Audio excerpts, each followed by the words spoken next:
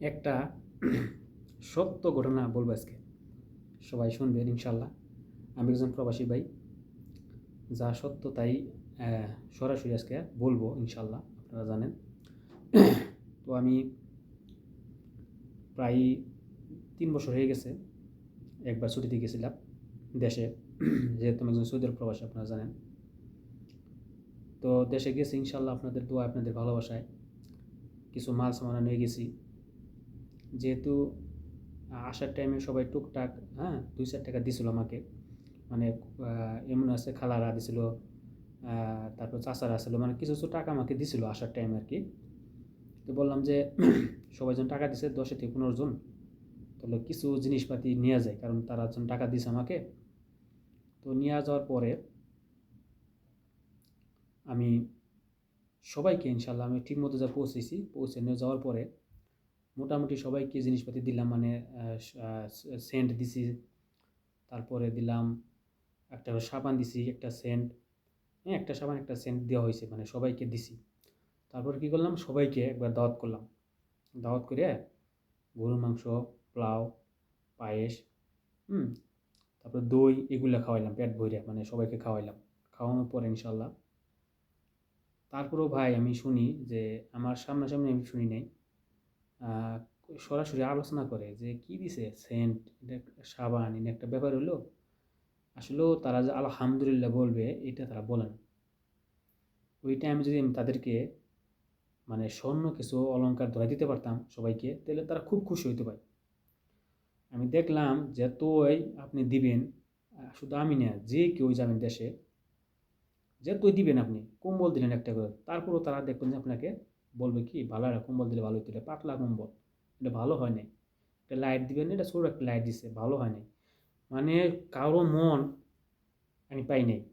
এই যে খাওয়াইলাম তাদেরকে একটা সেন্ট, একটা সাবান, একটা ডেটল সাবান, এই সৌদি আরব হলো 7 রিয়াল বড় সাবানটা, আর সেন্ট হলো 10 রিয়াল করে, তাহলে 17 টাকা করে গেছে আমার। ঠিক আছে, তারপরেও তারা শুক্রিয়া আদায় করে না। তারা বলতেছে এটা কি সেন্ট দিছে সস্তা, হয়তো 2 রিয়ালের সেন্ট। সাবান মনে হয় দাম কম। ডেটল সাবান আপনারা জানেন, সৌদি আরব যারা থাকেন, ডেটল সাবান হচ্ছে বড়টা 7 রিয়াল, আর ডিসকাউন্টের মধ্যে যদি পাওয়া যায় তাহলে বড়টা পাওয়া যায় 6 রিয়াল। তারপরেও তারা ভাই তাদের মন পায়নি। আমি যারাই যাবেন দেশে ইনশাল্লাহ, আমি চাই যে কারোর জন্য কোনো কিছু নেওয়ার দরকার নাই, নিবেন নিয়ে দিবেন সবাইকে, চাচা খালা মালা যাকেই দিবেন, ধন্যবাদ তো দূরের কথা, আলহামদুলিল্লাহ বলবে না। তারা তারা বলবে না যে আলহামদুলিল্লাহ, যাই দিস আলহামদুলিল্লাহ।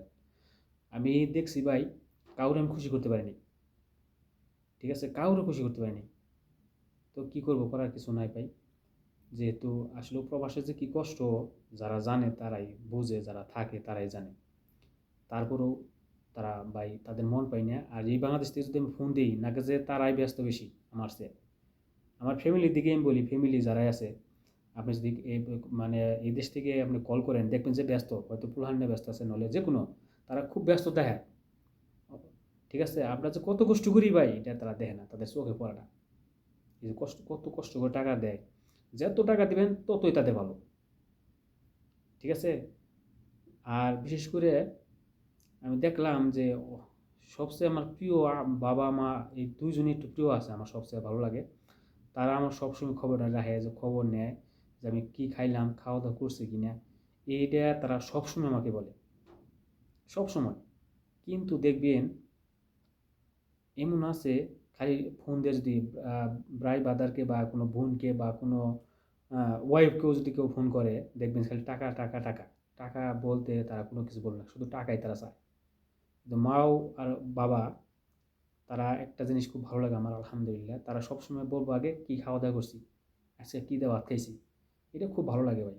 এটা যখন কয়, আসলেও মা আর বাবা আমার মনে হয় এরাই খুব আপনজন। আর সবাই কিন্তু খালি টাকার ধান্দা। হ্যাঁ, টাকা দিতেছি নাকি, মানে কত টাকা দিলাম, ভালো মন্দ যেখানে নেই। কারো যদি ফোনও দিই বন্ধু বান্ধব, তারা একই কথা বলে, কত মাসে কত টাকা ইনকাম করি, বিভিন্ন প্রশ্ন ভাই। তাই আমি বলবো ইনশাল্লাহ, যারা প্রবাসে আছেন বা থাকবেন, কিছু কিছু টাকা রাখবেন। আমার নাগাল কেউ ফকির হবেন না। আমি কিন্তু টাকা দিয়ে, ফ্যামিলিকে দিয়ে আমি নিজেই শেষ হয়ে গেছি। আমার কাছে কিন্তু এখন কেউ নয়, আমি জিরো। প্রায় 5 বছর সৌদি আরব আমার, আমি জিরো হয়ে গেছি।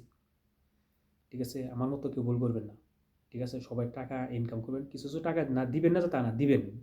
বউ বুলহান বাচ্চা মা বাবা সবাইকে দিবেন, কিন্তু কিছু কিছু টাকা রেখে দিবেন বাস। প্রতি মাসে 200-300 কিছু রাখেন, দেখবেন যে ইনশাল্লাহ লাস্ট আপনার অনেকটা হয়ে গেছে। আমার মতো কেউ ভুল করবেন না। তো ভালো থাকবেন সবাই।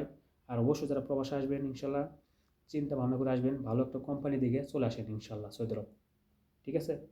আর অবশ্যই আমার প্রিয় ভাইয়েরা বোনেরা অবশ্যই এই ভিডিওগুলো শেয়ার করে দিবেন, সবাইকে দেখার সুযোগ করে দিবেন।